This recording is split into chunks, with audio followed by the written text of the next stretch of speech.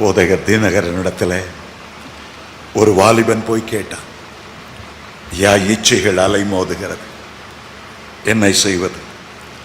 அவர் சொன்னார், ரோமர் 6:14 காண்பித்து, நீங்கள் நியாய பிரமாணத்துக்கு கீழ் இல்லாமல் கர்த்தருடைய கிருபைக்கு கீழ் இருக்கிறபடியால் பாவம் உங்களை மேற்கொள்ள மாட்டாது.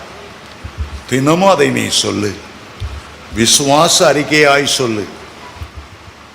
நான் கிருபைக்கு கீழ்பட்டு இருக்கிறபடியால், தேவ கிருபை என்னை காத்து கொள்ளுகிறபடியால் பாவம் என்னை மேற்கொள்ள மாட்டாது என்று சொல்லு, நீ ஜெயங்கொண்டவனாய் விளங்குவாய். போதகர் பாலியாங்கி சோவிடம் ஒரு பெரிய பிஸ்னஸ்மேன் இதே கேள்வியை கேட்டார். இச்சைகள், அவர் சொன்னார், காலையில் எழுந்து கர்த்தருடைய ஆவியால நிரப்பப்படு, அக்னியால நிரப்பப்படு. அந்த அக்னி அபிஷேகம் இச்சை என்கிற வேரை சுட்டரிக்கக்கூடியது. இச்சை என்கிறத சுட்டரிக்கக்கூடியது. நீ 1 மணி நேரம் அந்நிய பாஷையில் ஆவில நிரம்பினால் இந்த இச்சையின் ஆவி உன்னை தொடவே முடியாது.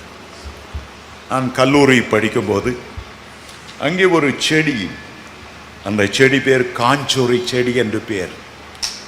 அந்த காஞ்சோரி செடி சின்னதாக வட்டமாக அதனுடைய விதை போல இருக்கும். அதை யாராவது முதுகுக்குள்ளே போட்டால் போதும், நரக வேதனை தான்.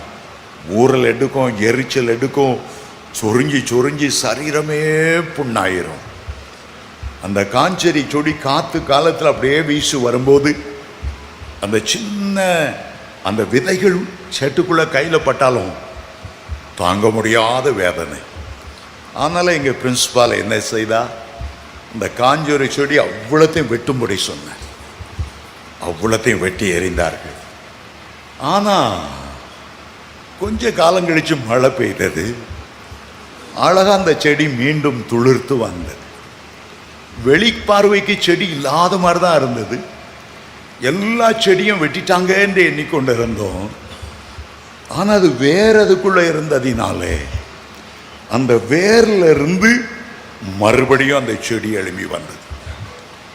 ஆகவே திரும்ப இந்த பிரின்சிபால் என்ன செய்தார், இந்த காம்பவுண்டுக்குள்ள அந்த செடி வரவே கூடாது, அவ்வளவற்றையும் எரிக்க சொன்னார்.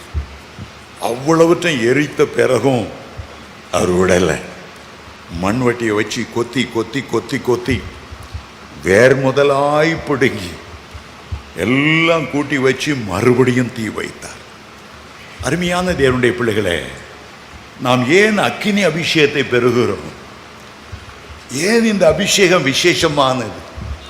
வருஷத்துக்கு 2 தடவை இந்த அக்கினி முகாம் வைக்கிறதுக்கு காரணம் என்ன?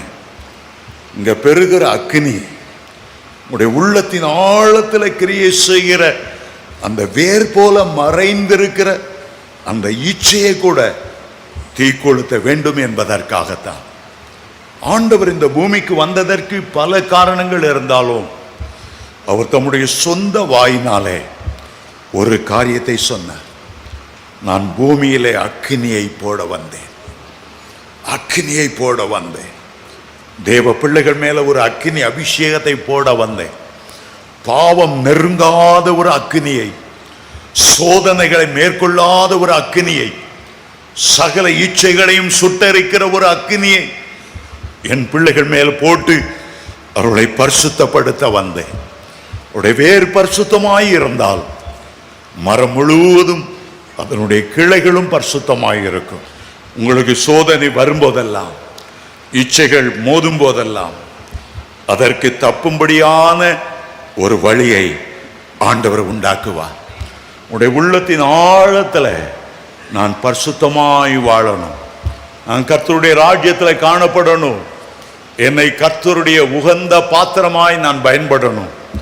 ஒப்பு கொடுக்கும் போது உங்களை கடைசி வரை பாதுகாத்துக் கொள்ள அவர் வல்லமை உள்ளவராய் இருக்கிறார். ஆமென். ஹல்லேலூயா, ஹல்லேலூயா.